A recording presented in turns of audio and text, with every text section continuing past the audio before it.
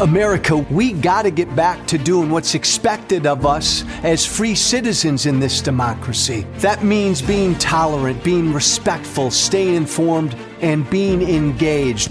I'm former Congressman Joe Walsh. Follow me here and join the millions of Americans who are renewing their social contract with each other. The social contract, it's on us.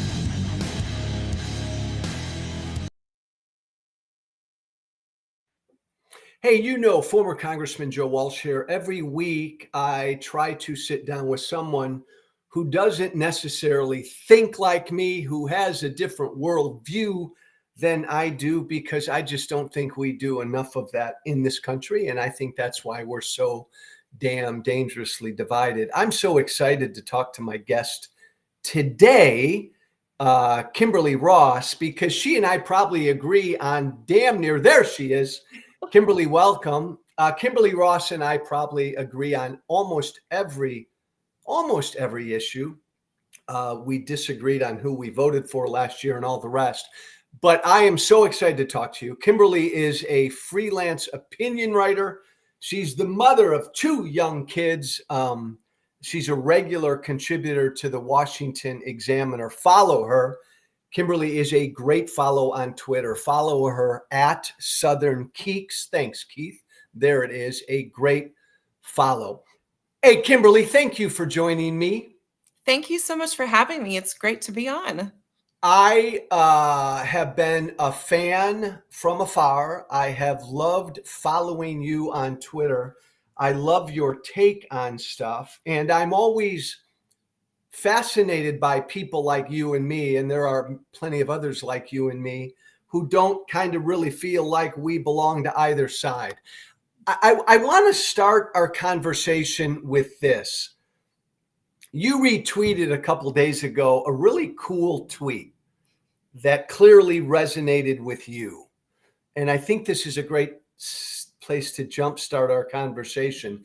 The tweet was, "I've never felt like part of a smaller political ideological group than I do right now. The cohort I used to consider mine has been bleeding people both leftward and rightward. It's very depressing." You retweeted that. Yes. Tell me why. Tell me how let's start there. That resonates with you, doesn't it? It really does. I think I've been in this position probably since 2015 when Trump came down that escalator. I was like, he's probably not going to have a chance at the presidential nomination. Obviously, he did get the nomination, became president and everything. But from that time on, I would say 2015, definitely 2016, I noticed the shift in the Republican Party, more personality-based and cult-based than anything else. And since then, for sure, since the first term that he had, but definitely since his second, his third attempt, I should say, to become president in the campaign this last year, it is wild to me how different the Republican Party is now compared to the Republican Party of 2012 that went with Mitt Romney, who I voted for, who was my last presidential vote. And I don't regret that one at all. I wish he would have had a chance to become president at some point for the GOP. But no, just the shift from the Republican Party, especially in this last election cycle, has been enormous. And even in the last 2 months since he's been in office, the kind of governing that he's done, it is unbelievable to me that people who I used to break bread with, in a sense, as conservatives and just Republicans, have completely gone a different route. And they're not concerned so much about policy. But if Trump says jump, they ask how high. If he says do this, they're in that direction or in another direction, whatever. What did you, Kimberly, before he came down that escalator God, it feels like a fucking 100 years ago. Oh my God. Before he came down that escalator in the summer of 2015, what did you consider yourself politically? What were you? Conservative. Definitely more in line with I'm happy to vote Republican kind of thing, but for sure conservative. I would say that's my first. That's how I brand myself more than Republican. But now I I can't say that I'm a Republican at all. I am a conservative. I view myself center right now. I don't align with the GOP at all. And like that tweet that I retweeted, we're such a small little segment and we don't fit in on our side. We want our side to improve, but I don't think our side wants to improve. So I'm not so sure what to do with that. As you think about it, like so many of the conservative friends that we had who jumped onto this MAGA train, you and I have had plenty of time to think about it. Like, why do you think they did? Like, what happened to them, do you think? What I happened think to us, or did we miss something? Well, I would say I've been standing politically in the same spot for 10 years since 2015. Sure, I've changed as a person and my perspective has maybe shifted and maybe I've become a little more bold in saying what I think to people who used to be my allies. But in terms of like the broader GOP, I think they wanted someone who was a fighter. And they were looking at the 2 terms from Obama and they were like, well, we're going kind of leftward as a nation. We want someone to bring us back, except they overcorrected and they picked someone who isn't a conservative, he's more interested in power than anything else. And he shifts as easily as anyone would if they're, a weather vane. If someone says something that he doesn't like or says something to him that he doesn't like, he shifts his perspectives and his priorities. And that's not the way the country should be governed. That's not the way the GOP should have someone as a leader. That's not who they should have in front of them. But the people in my life who vote for Trump have voted for Trump and continue to support him. I think they view him as a fighter, and he's not. He's more than anything an infantile bully who is kinder to our enemies than our allies. And They so, see some of that, yeah. like Kimberly, when you talk to some of the friends that you still have, some of the folks who still support him, when you say he's an infantile bully, which he is, like, do you think they see any of that? I think for them, it is in service of some greater good. They believe he's going to bring the country back to whatever they believe it should be. But I think it's harming the country, first of all, and it is harming conservatism and the GOP. And it's a long-term sort of harm. And I don't think Republicans are that great looking long-term. I'm not saying Democrats are great at that either, but the lack of looking long term. I mean, I heard people say, well, if we vote for Kamala, it's going to hurt the country. If we vote for Trump, it's going to hurt conservatism. I think in just 2 months, we've seen that Trump has hurt both the party and the country in the way he is governing, in his policies, and how he's doing domestic policy and foreign policy. And I think it's an overall harm. And they still think he's a fighter. And I don't understand that. I just don't. So, like, again, this is interesting because you and I are very much the same. Now, it took me. You didn't vote for Trump in 2016. No. I did. So, and I've had a very public journey. Obviously, I voted for Trump in 2016. I come from the Tea Party. I am a populist. And I turned on him in 2018 in Helsinki when he did that bullshit. Right. And clearly at my level, like, I've lost supporters, friends, You and I may not be identical in the size of our platforms, Right. But Kimberly, talk to me about the shit you've gone through since you've taken your principled stand. Right. You've been impacted. Yeah, definitely. I like your passion, by the way. I know you're a very passionate individual, and No, I'm not. No one would say that of Jo Wall. She's not passionate. No, I was a senior contributor at Red State for a good several years. In the end of 2018, and the way the front page was shifting to be unapologetically pro-Trump, no Trump criticism. Well, they allowed Trump criticism, but you were pushed to the side. It's terrible that you're criticizing Trump. Well, why can't we criticize Trump? We should be allowed to. So I kept writing criticism about Trump, and me and a fellow contributor she's still a friend, we decided to leave Red State. And so we wrote an exit piece that went on the Bulwark And then we went on CNN to talk about it. And I'm sure you understand this kind of thing and you've experienced more than I have. But the backlash from people because we criticized Trump had a piece of the bulwark. And I went on CNN. I was told I'm helping to destroy the country. Well, I guarantee you leftists don't agree with me on plenty of things. But I shared my perspective on Trump, and there were no like leftist talking points in our article, The Bulwark. I'm not a leftist by any means, but just criticizing Trump made me the bad guy. And I had people in my personal life and tons of people online saying that I was terrible for sharing my perspective and I was horrible for going on CNN and talking about it. Well, why? I mean, your little brand right now is no kings, and I actually agree with that. I'm not interested in having a Democratic Party member of a politician act like a king or be seen as a king. Same thing with a Republican. But no, in my personal life, why do you want to take the country leftward? You're helping them. You're destroying the country. I can't believe you'd want to do this. I can't support you in your writing because you criticize Trump. On and on and on. So it's a very personal thing. Even if I don't make it personally about people in my life, people who've supported Trump view my criticism of him as a personal attack.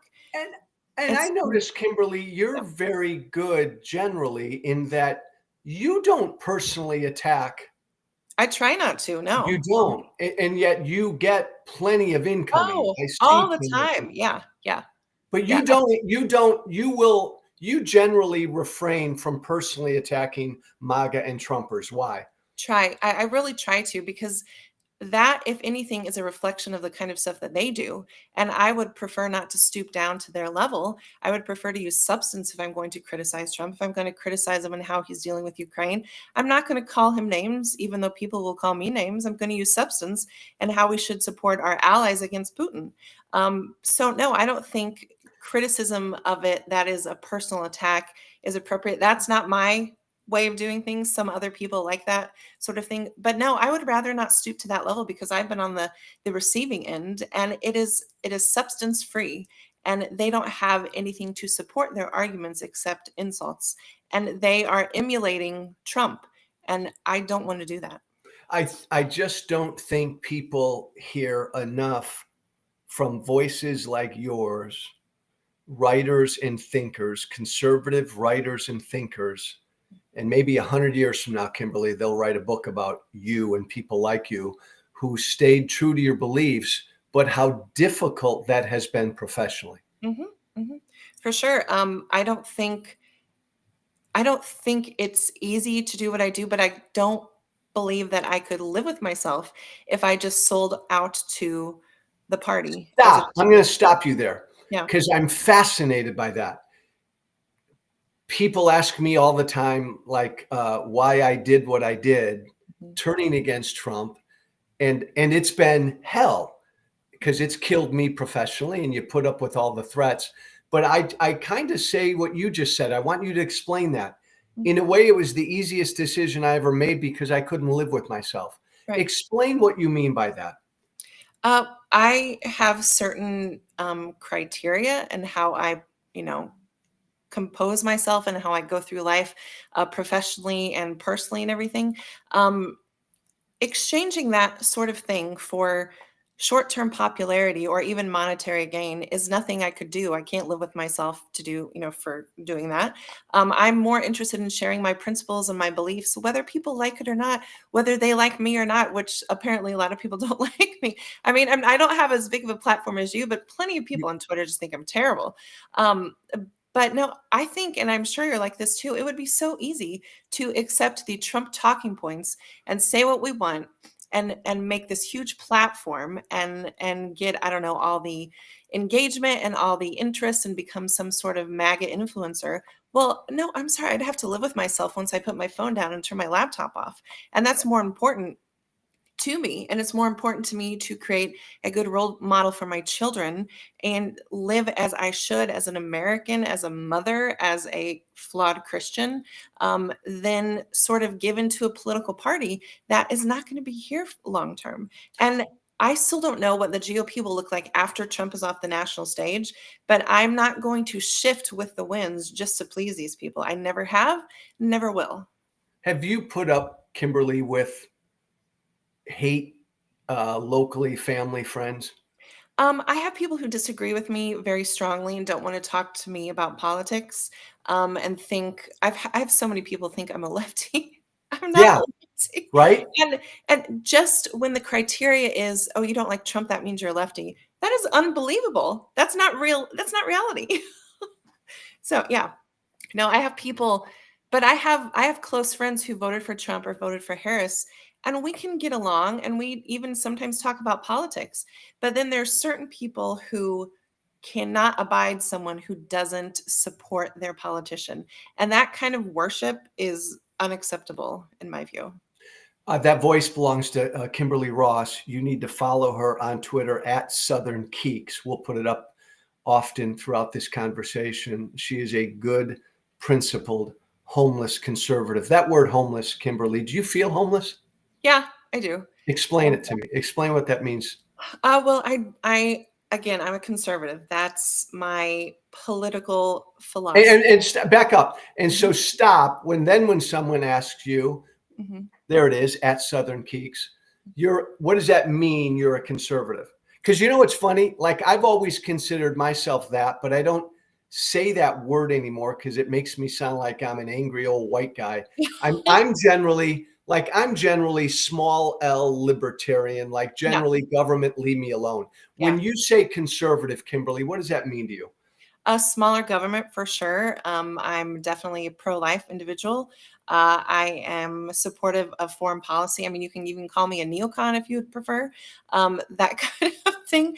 I believe in personal responsibility to a. I mean, I have my own philosophy about personal responsibility, but I don't think I should force certain things on people. I'm going to share my ideas about how people should behave. I don't think that government should tell me what I should do in certain areas of my life. So yeah, I mean, I'm definitely center right, and yeah, Republican. I What's don't. your what's your biggest critique, your biggest single critique of MAGA? I mean, as far as just if we're not talking policy, then I think it's the cult like worship of Trump to where their ideas about politics in general or about America in general are only centered on how he thinks and feels. And that can change at any time. And that sort of following is very damaging and it's depressing to It's me. you and I both retweeted a tweet a day or two ago along these lines. Somebody said, "Hey, why are we supposed to be mad at Canada?" And Yeah, somebody responded, "Well, because dear leader said so." exactly. I mean, do you want, I'm sure you don't want a politician, you don't want a country to be like, oh, the politician feels like this today, so that's the direction we should go. I mean, that kind of emotional focus is not the kind of thing we should want in a leader, and certainly not the president of the United States. And we're in his second term, and I don't know how we got here. And well, you do because Thank you're you. smarter than I am. I mean that. But you get it like I get it because we've heard it over the years. These are good people who felt beaten down, and CNN and MSNBC, they're libs, and the Dems are socialists, and academia, they're all left. And along comes a guy, Kimberly, who finally says, fuck it, I'm going to go after them. So, boom, they clung to him. Well, He's there. as someone said this week, okay, so Trump has had a few executive orders discussing, I don't know, gender and sex and stuff like that, or Yeah. talking about women in sports, stuff like that, and or going after Columbia and removing the funding. Okay. And they're like, okay, even if you agree with these things, all these other things are a huge problem. The tariffs, the destroying the economy in the way he's doing it, the looking like he's, cozying up to Putin when he should be saying that Putin is a dictator and started everything. Just not, the list is long. So is it really worth some executive orders that you like? I personally don't think it is. And as someone who agrees with a few select things that he's done, it's not enough to make me vote for him. It wasn't enough in 2016, even when he said he was going to put people on the Supreme Court who would overturn Roe. that was still not enough for me to vote for him. Wasn't enough for me to vote for him in 2020, and certainly not 2024. And you and I may disagree on this. And maybe it's because I'm a former politician, and the character of most politicians generally isn't always the greatest. I've never prized character necessarily, personal character, in the person I vote for historically. Trump, Kimberly, has made me reevaluate that, the importance of personal character. But has personal character of a candidate always been pretty important to you? I think it has, for sure. For example, I think Mitt Romney is a man full of integrity. I think he's been treated horribly by his party, mostly specifically because of his opposition to Trump. And it's funny, the kind of opposition that Mitt Romney had among certain people on the right was that he was LDS. And you Yeah. have a problem with his religion, which, I'm sorry, if you're not going to make the nation a theocracy, I couldn't care less what you believe as far as personally, religiously, things like that. But when they viewed Mitt Romney as a guy who maybe doesn't have the best character for office, but then they view Trump, who they allow him. He says and does certain things that I know people personally in my life who, if a Democrat said those things, they Gone. would be enraged. Like if certain even current or former politicians, I don't know, late 90s, early 2000s, had said and done those things, well, that's not the kind of person we need in the office. He's not gonna push the nation in the direction we need to. So why do we make the excuses just because someone has an R next to their name? I can't do it. Some people No, can. yeah, you're right. My only criticism of Mitt is he's just a fucking puss. He's just a puss. I wish he was tougher. But Kimberly, you're right. My God, I ran for Congress 10, 12 years ago. I was poor. I foreclosed on a condominium, and that became a huge issue. That's laughable now. Yeah. Though this notion, though, of you don't really feel like you belong to a side or a team right now, do you? No. And I was actually talking to someone the other day. The funny thing is, when I criticize Trump, or just even if I criticize Democrats, the people who have more of a problem with me and the vitriol I experience is much more intense from people on the right, because I think they Really? view me as a traitor. Yeah. There are Democrats in my life, friends, people on Twitter, stuff like this, who disagree with me, but it is not like this brand of anger. And I think it's specifically because I'm viewed as a traitor, and how dare I write about Trump in a criticizing way. I'm a traitor to the Republican Party. Well, that's fine if you think I am. I'm not going to drink your Kool-Aid just because you think I should. I'm not interested in that. Spot on. The hate and vitriol that I get from the right, and it makes sense again. It's because you and I were part of a family and they think we left their family. Yeah. I get that over and over. Mm-hmm. Do you think, do you feel like the tweet that you retweeted, that this little political, ideologically homeless group you're in, do you feel like it continues to get smaller? It has felt pretty small for several years, but honestly, I think it's starting to grow a little bit, because Trump's second term has already been so wild. And I talked about this before, personally with my husband and stuff, before Trump got into office for his second term. But I said, I think Trump 2.0 is going to be worse than the first one, because he has no consideration for some future reelection. He doesn't have to worry about that. He's not going to be in office again, hopefully. Maybe not. Maybe not. He's not concerned about the things that he was concerned about the first term. And so there are no boundaries. There's no gates up. He can do whatever he wants, and he seemingly will do whatever he wants. And the fact that he's even more extreme than he used to be has, I think, made a few people go, you know what, this is a little much. And so are you thinking, Kimberly, and we're only 7-8 weeks in, that the small little homeless group you're in, that you're going to get some folks who maybe voted for him who are going to peel off? I have already talked to a few people who regret voting for him. Yes. You have. Yes. Can you, and no names, and I don't care, but just like reasoning, like what did they tell you why? Reasoning, well, they voted for him because of what they saw coming from the left in terms of, and I'm sure you probably don't like this either, just some of the extremism on campuses, not being honest about Biden's mental state, and putting Harris in kind of at the last moment. That shuffle and that lack of security, I mean, was a problem, and I'm sure you agree with that as well. But they voted for Trump just because they wanted to oppose Harris. But what Trump has done since he got into office, specifically with Ukraine, with RFK, with Tulsi Gabbard, things like this, it has made them reevaluate. And and people on Twitter don't believe me when I say this, they regret their vote for Trump. And I don't know why that would be so wild. People need to hear that. I'm glad you said that, and I'm glad you're finding it. Mm-hmm. And we'll get into it in a second. I obviously campaigned for Kamala Harris in state after state for Mm-hmm. 3 months. And Kimberly, there were two kinds of Trump voters, the hardcore MAGA folk. And then there were what I called the I don't care Joe. Like they'd tell me, Joe, I know he's a bad fucking guy, but the Democrats, but the border, but Mm-hmm. whatever. Mm-hmm. I think you're right. Some of those people who are not part of his hardcore base, they're going through something right now. For sure. There's a reluctancy, and they had that reluctancy when they were at the polls, but the real life, real time actions of the president as he's in office now, they're going, I wish I didn't vote for him. I mean, I've heard that.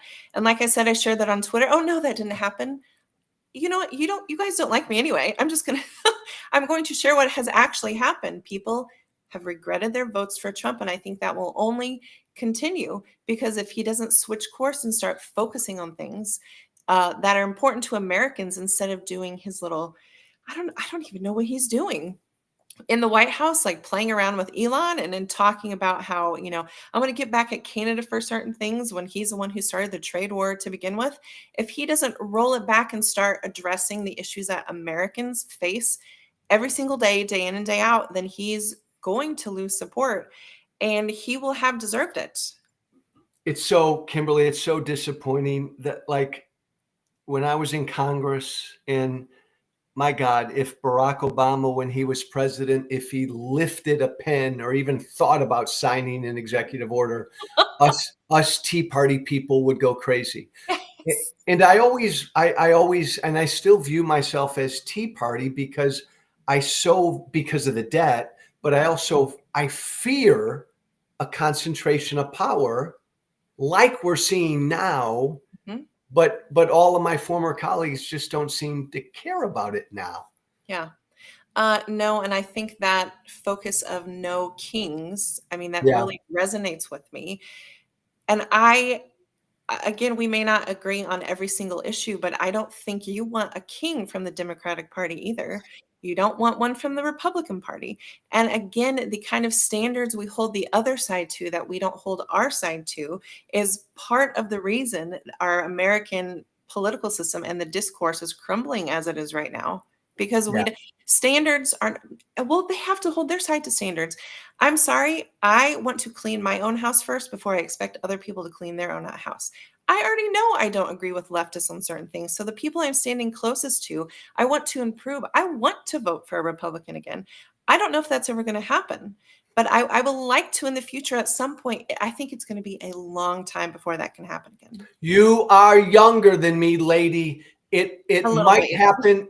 It ain't happening in my lifetime. No. It might happen in yours. So again, then let's get into where you and I think are, as you said, we're joined at the hip on most policy issues. Yeah. In a normal political world, you and I would generally be voting for the same person. Mm-hmm. Mm-hmm. And yet there's this fascinating break between two good libertarian conservatives like you and me. I was all in for Biden in 2020. I was all in for Kamala Harris in 2024. You could do neither Trump and neither the Dems. Explain from your perspective, like the difference? We're a brother and a sister. How Right. could we go a different way? What happened Well, I've from always your view? I've always argued with my brothers, so it makes sense that we're brother and sister. Um, as far as I couldn't vote for Democrats. Of course, I'm a conservative. A big reason for me is the pro-life issue, and I couldn't see myself voting for someone who supported the supports abortion. But at the same time, and I've told people this, abortion is not the only issue for me. It's an important one, but it's not the only one. So if because of that, I couldn't vote for Trump either, because while Yeah. he supported the things that I supported, there was a long list of problems underneath that, which made it to where I could not vote for him. And then I was told I wasn't pro-life enough because I didn't vote for him. Well, I don't think the guy is pro-life anyway. And just because he nominated certain individuals to the Supreme Court, he did something that any Republican in that specific spot would do. And since then, he's shown himself to not be pro life. So why would I vote for him then? But the Democrats have never, the Democrats, and I don't know if you agree with this, have Hmm. lurched to the left in recent years in a way that may have just been a response to Trump. And then the right and the MAGA right, responds to the left in a more far right way. And then both sides are going left, right, left, right, left, right. And then you and I, even if you voted for a Democrat, I'm sure you don't agree with some of the things the far left Oh, progressives have done. most. Um, the middle, and we're like, well, we have to vote for someone. And you chose to vote for Harris because you couldn't vote for Trump. I chose not to vote for Trump or Harris because both sides were lurching to the extremes. And I can't support the Uh, extremes. and I appreciate that take. So respond to this. So, because I get Mhm. asked all the time, so why, Joe? Why? Because I disagree with Biden on most policy. I disagree with Harris on most policy. Um, I consider the MAGA right to quite literally be a threat to our democracy. Like, I think Trump is a unique threat to our democracy. I just think the far left is just fucked up and wrong on a lot of issues. So because like I saw that as a unique threat to our very democracy, then I had to be all in for whoever was the only person who could beat him. But you Mhm. disagree with that viewpoint? I understand your reasoning, and I understand why you had to vote for Harris. I have friends who are in the same wavelength as you and had to do that as well. I think the difference, excuse me, the difference between the two groups you just mentioned, the Democrats, I think, are more of a policy based Yeah, leftism, if that even yeah. makes sense. It's the kind of thing that will still stick around after Harris is off the scene, after, I don't know, Newsom is off the scene, Josh Shapiro's off the scene. It's the kind of ideas and mentality that will stick around after those major players who are present day major players are off the scene. In terms of the MAGA right, it is so deeply connected to Trump that it is only based on what he thinks and feels and believes. And that kind of extremism attached to a person, I think there can be a case made for the fact that it is more dangerous than anything, because it is personality based. And even if I don't agree with the stuff on the left, the stuff on the right is more personality focused. And I think the fact that it didn't vote for someone who is more closely aligned with me, I was never going to vote for a Democrat, but not voting for a Is there Republican in any any of is these there elections. any is there any scenario where you could have voted for Harris? Like, and Kimberly, answer this. Do you believe Trump is and was and is a real unique threat to our democracy? I think he is a threat. I'm thankful for Yeah. checks and balances, by the way. But I think and a lot of people don't not so much believe, but agree with me on this. But January 6th is a huge problem. And I don't agree when people are like it's akin to 9/11. I think that's a wrong take. But I do think the fact that he wanted his own vice president to not certify the election and was basically criticizing Pence for not doing his job. Now, I have had plenty of issues with Pence for hitching his wagon to Trump in the first place to maintain proximity to power and that whole thing. But Pence did what he needed to do in one of the most crucial moments in Yeah. recent history by not agreeing with Trump. And so I think January 6th shows that he was a threat, and I think he continues to be a threat. The fact that he still thinks that Yeah. he won the election in 2020 is unbelievable to me. I'm not interested in someone who continues years long lies just for their own political gain. So no, I think he's a threat. I am thankful for checks and balances. He's not. That still didn't push me to vote for Harris Yeah. based on my own personal beliefs about things. But I understand where you're coming from. I know people in my life who feel the same. I'm interested in this notion, like, because I agree with you about Trump. He's a unique cult leader. And my red line has always been I could never support a Republican who voted for Trump in 2020, because if you saw him for 4 years in the White House and you still voted for him, forget it. But let's imagine J.D. Vance is the 2028 nominee. I could never support J.D. Vance. Where are you on that? Something like that. It's funny. I've talked to people recently about this too, and I think JD Vance is a smart guy. I don't think he's dumb. I don't think that's the same thing as being Yeah. wise. And JD Vance has the kind of intelligence that Trump doesn't have, but he has the same mentality that Trump has. And he is so quick to hitch himself and attach himself to what Trump says and does. And he likes to push that out even further, to the point to where I have always wondered how far like the stench and the allure of Yeah. Trumpism would last. And I think if Vance kind of takes the reins, I think it's going to continue on into the future. I'm not So a voting for J.D. Vance. Vance, I Gavin think Newsom 2028 matchup, Kimberly, what are you doing? I'm You're homeless homeless again. again. I'm waiting for someone else to come because I Well, can't vote for that's Vance. And really, and yeah, again, that's really interesting. And I appreciate the fact that you didn't hesitate. So I can't hesitate. If it's a J.D. Vance, Gavin Newsom matchup, in a way, that's yeah. kind of calling my bluff, because I think Trump's a unique threat. I could never vote for Vance, but then do I apply the same model and I vote for the Democrat because I consider Vance to be a threat? I have I've always No. wanted to ask you a question, and when I see all your stuff on Twitter, do you think you will ever vote for a Republican presidential nominee again? I mean, say like after Vance and like all that stuff.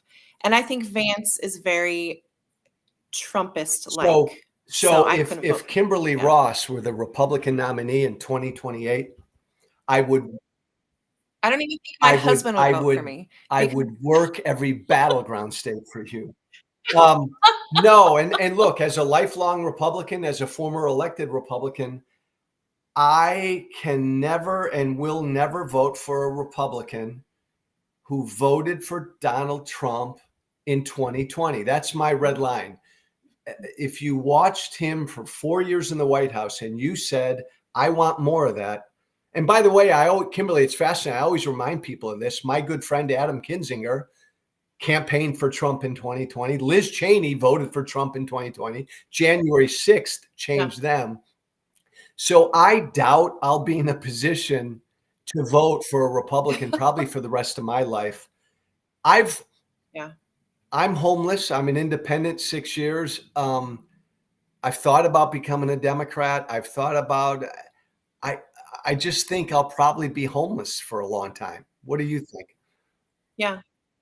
Yeah, I can see myself being homeless for a long time. I think politics in the United States, I think it has really shifted specifically since 2016 on. And I think in large part, that has to do with Trump and his effect on just politics, the policy aspect, and just the, discourse aspect and how Americans relate to one another. I think he raised the bar for allowing more crap to flow through, and we just accepted it because we're fighting our beliefs online and in the social media sphere, and everything is okay. And the more he would push that, people would say, well, it's worth it because it's, he's going to bring the country back and make the country right again. Is it hard? He's not. Kimberly, is it hard? And I'm sorry the way I'm phrasing this. Is it hard not to belong to a political team right now? Is it hard? I guess it's generally not hard in terms of like Twitter and like random people saying stuff to me and everything. I think it's difficult in like the personal life aspect when people are like, well, and I've had this said to me before, you're helping leftists destroy the country by criticizing Trump. That kind of thing is hard to hear from people, in your personal life. Well, I'm not. How do you I don't respond think to I'm that? helping to. I'm not helping to destroy the country. I'm standing on my principles, and my principles are not anchored to a person. They are unfixed no matter the kind of politicians who continue to swirl around them. So that's how I feel about it. People can think what they want. I've always had a little bit of a rebellious streak. I don't really like teams, so I'm fine not being on a No, team. I hear that. The tweet from the beginning that you retweeted and I loved, that I'm losing, our little homeless group is getting smaller. Though interesting, you're beginning to see a little bit of movement. But that tweet ended with, it's very depressing right now. Another person who's in this space. Do you feel like it's depressing? Yeah, I think it's pretty depressing right now, to see people again just follow a person instead of the kind of principles they've espoused for years. And if the same kind of behavior was coming from a Democrat, we would hear that nonstop on Hannity and on, a bunch of people that we see on the right. No, it is dispiriting because I frankly thought my side was better than this. And apparently they're not. If they get the right person who says the kind of things that they have always wanted to say in kind of a bullying manner, then they feel like they have a voice, but there's nothing behind it. It's just loudness and anger, and at the same time, two more quickies, then I'm going to let you go. Do you agree with me? We both come from the right. I've always felt like the right is much more amenable and predisposed to embrace an authoritarian, a strong man, than the left is. The left has their unique issues, but I've always worried about the right embracing an authoritarian. I think that they gravitate toward that more. What's your thought on that? Yeah, I think that's correct. As we were mentioning earlier, the issues with the left, I think, are much less about a person and more kind of a fixed policy things. And again, I don't agree with those, but they're the kind of things that will always be there no matter the players that move around it. And I think the right is more, because it's felt like it hasn't had like a media voice for so long, like the legacy media and stuff, is more interested in a loud voice that can kind of speak over all these institutions that have always been in place. And so, yeah, I think they're more apt to embrace the authoritarian part. Last question, kiddo, and it's a big one, but you love this country like I love this country. Are you bearish or bullish on the American experiment surviving?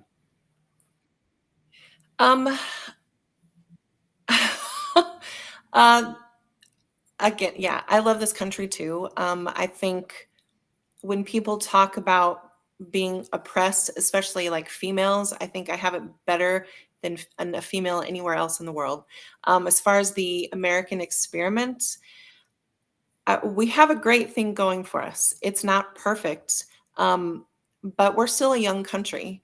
And unless we make some changes, because it's crumbling a lot right now, unless we make some changes, I mean, the way we are set up in the country that we love is going to be damaged further if we don't make some serious changes that don't involve heavy criticism of our closest political allies. And I think that kind of thing, I'm not perfect in my positions or criticisms or anything like that, but I think more people need to be introspective about who they're standing closest to politically or even culturally, and should be willing to criticize, because don't you want to improve your side? Democrats should want their side to improve. They shouldn't stand for the kind of things that a few extremists are doing. Like, they should not. Republicans should want the same thing. Don't we want to all improve? And it seems like everyone is so interested in stooping down low with their political adversaries and doing whatever's needed to just beat them back into the ground. And that's not healthy for the country long term. And if we want our country to be here in 500 years, there needs to be a course correction. I love her voice. She's an independent voice in this crazy political landscape we find ourselves on. Kimberly Ross, follow her on Twitter. There it is, at Southern Keeks. What the heck? What is Keeks? Well, it's a nickname I had because my name is Kim, and I had someone name me I love it. Kiki, Cool. And then Keeks is a nickname. I will say something. I was told not to go Why? on Joe Walsh. By the right or the left? The right. I had a few people, why would you go on there? Because I'm interested in having a discussion with someone, even if we don't align on everything. And shouldn't we be doing that? Gosh. As a country, shouldn't we be discussing these things? So I was like, I don't think he's going to murder me or anything. I don't think he's going to yell at me too much, even if he disagrees with me. But I was like, why wouldn't I go on there? Of course. So it's interesting, Kim. Kimberly, I've found I have a harder time getting people from the right to come on with me than the left. And maybe it has to do with what you said, that you and I kind of broke from the family and they think I'm a traitor. So I guess they don't want to, like, if I had Ted Cruz, if I had Tucker Carlson on, I'm going to fucking go after. I'm more sympathetic to Putin than Zelensky. I just don't think they don't want that stuff aired. But I think this sort of thing should happen among people who maybe don't align on everything, but love our country and don't enjoy extremism on either side. I think these conversations are fruitful, and people should be having more of them instead of just listening to people who they agree with on everything else. A perfect message for the end of this, because we talk about, will this experiment last? If we stay on this road where we hate the people we disagree with, I don't know how our democracy lasts. Follow Kimberly on Twitter at Southern Keeks. Check out the stuff she writes for the Washington Examiner. An important voice, because you're an independent voice, and this country needs independent voices right now. You speak your mind no matter what happens. Kimberly, thanks for joining me. Thank you so much. Be brave, everybody. Thank you for listening. Remember to listen, share, and follow The Social Contract with Joe Walsh on Apple Podcasts, Spotify, and everywhere great podcasts are found. And be sure to leave a 5-star review. This has been The Social Contract with